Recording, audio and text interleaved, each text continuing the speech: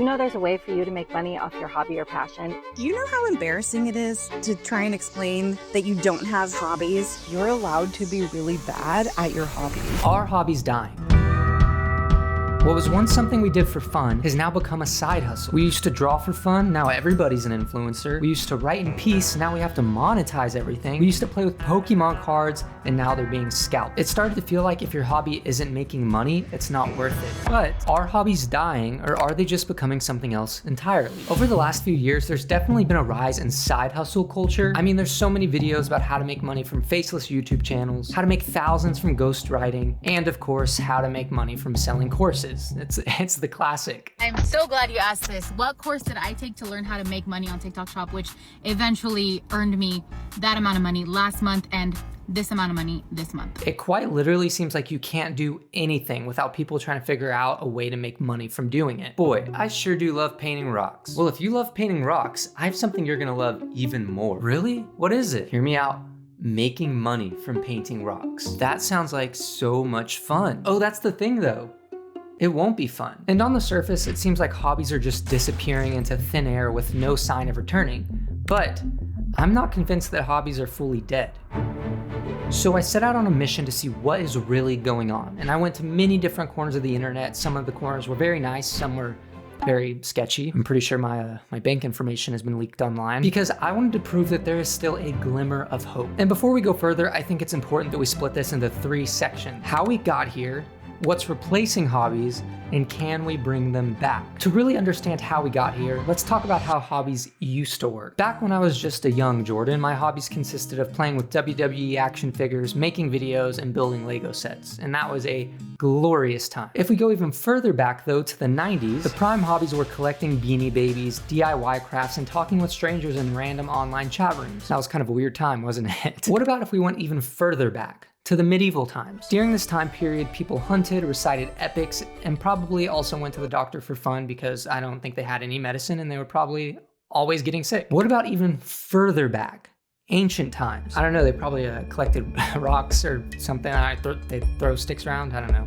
I don't know what they did. My point is that all throughout history, people did hobbies for fun, not to monetize them. There wasn't all this side hustle pressure, and there definitely wasn't tutorials of people telling other people how to make money from their hobbies. Hear ye, hear ye.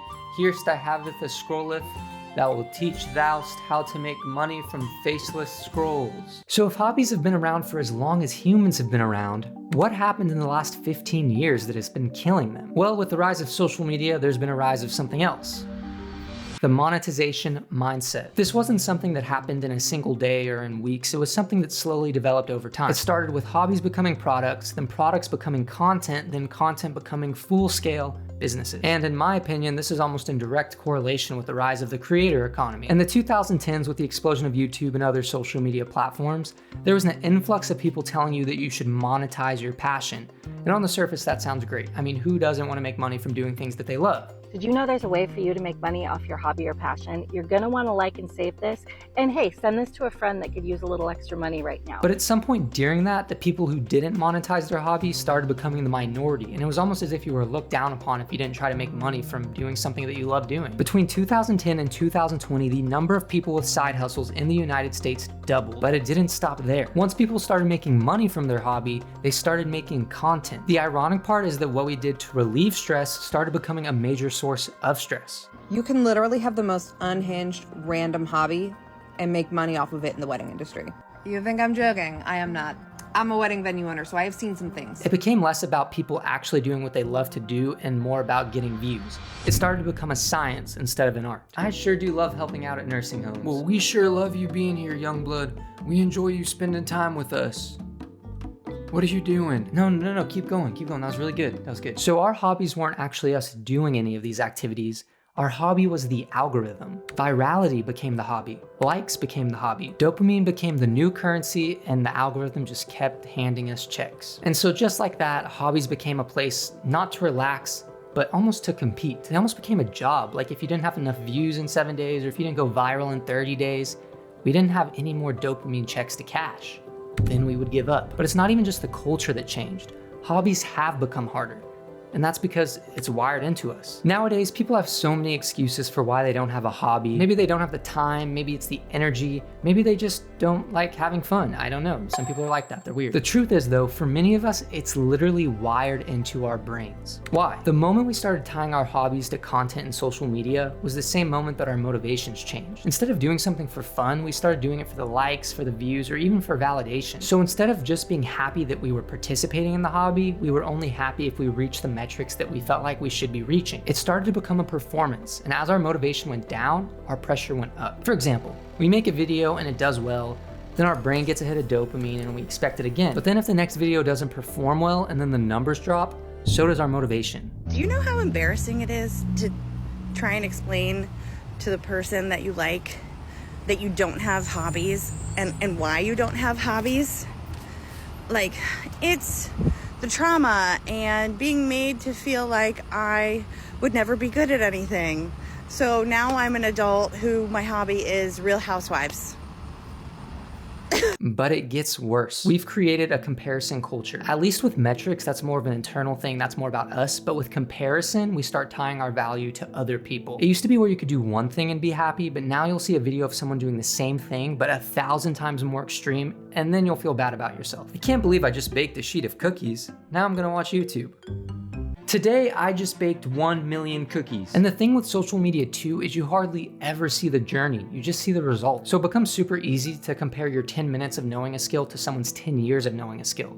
Social media just gets rid of any sense of time. And I mean, naturally, we're wired to compare ourselves to the best person in the room, but now the room is the entire planet. I don't know about you, but I feel like that's a lot of people to compare yourself to. And really on top of that, we just have a hard time being bad at things. We're uncomfortable with not being the best. Being bad at something used to be private. Like you could be bad at painting and it was okay because not a bunch of people were gonna see it. Unless for whatever reason, the whole neighborhood busted into your house to judge you. I mean, I don't know, maybe that's happened to somebody. But now the whole world can see what we're bad at. And many of us hate looking bad in front of crowds.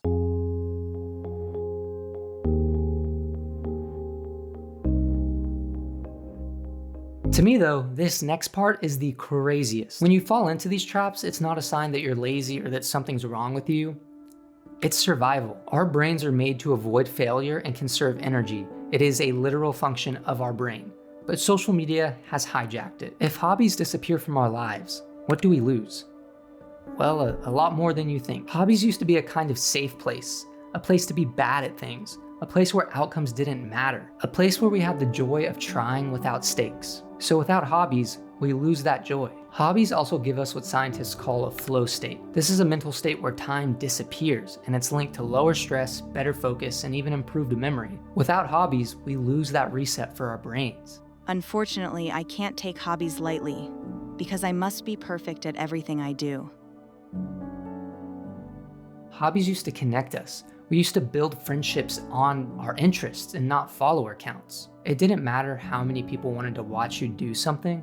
All that mattered is that you were doing it with someone. Without hobbies, our social circles shrink while also getting louder. If hobbies go away, our identity only becomes about what we do for money. We forget about the part of ourselves that exists without an audience. When was the last time somebody asked you who you are or what you do, and you didn't only talk about your job? I'll tell you what I've taken on as a hobby. 2 or 3 loads of laundry a day, dishes all day because these kids are all slobs. I used to spend hours making videos, day in and day out. Not because I was good at it or because it was making me money, but because it really made me feel like me. When I started making everything about what other people thought, when I started only making videos for money, when I got caught in the social media trap, I started to realize what I was losing. But that's when I realized something. Hobbies aren't completely gone. They've just moved. This whole time, maybe hobbies aren't a thing of the past.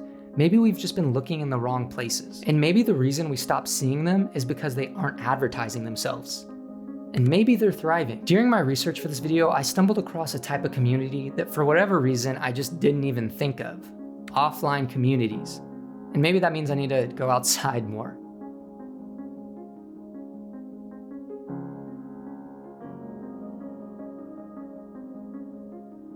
I've seen so many posts about chess clubs and meetups, board game nights, but you don't see them turning that into a content cycle. They aren't doing it to go viral. They're doing it for fun. And actually, you don't even have to get off the internet to see other kinds of real hobby groups. I mean, you can go on Facebook and see all these private groups, or go on Reddit and see all these small subreddits, or even in forums that are older than Instagram. In these communities, people aren't trying to go viral. They're just trying to enjoy things. In fact, Reddit has over 100,000 active hobby-focused communities, and most of them don't allow monetization. Then even if you go on TikTok, there's a ton of videos of people doing things for fun and being bad at it, and they're totally okay with it. And probably the reason you don't see that content is because the algorithm doesn't reward it. I don't know who needs to hear this, but you're allowed to be really bad at your hobbies. I started punch needling today for the first time, and look at how loose my threads are. Like, it is so bad. And even though the threads are loose, like, it feels so rewarding to know that, yeah, I figured this out, I did this, and I'm gonna finish this whole freaking thing,